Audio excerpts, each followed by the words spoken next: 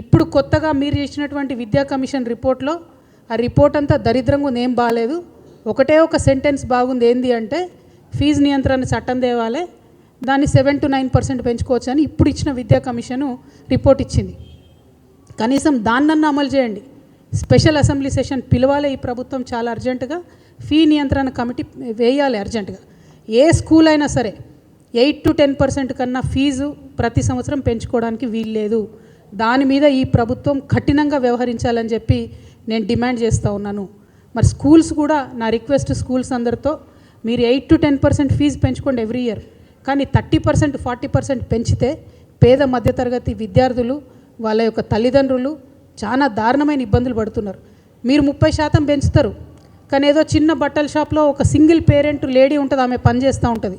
ఆ యజమాని పెంచాడు వాళ్ళకు జీతం అట్లా ఇవ్వలేరు, వాళ్ళు అట్లా వచ్చి ఒకసారి కట్టలేరు. ఇద్దరు కూడా కలిసి ఏదైనా చిన్న ప్రైవేట్ కంపెనీలో పనిచేస్తే ఎవ్రీ ఇయర్ వాళ్ళకు పెరగదు, 10% 15% పెరగదు శాలరీ. దయచేసి దాని మీద దృష్టి పెట్టాలని నేను డిమాండ్ చేస్తూ ఉన్నా.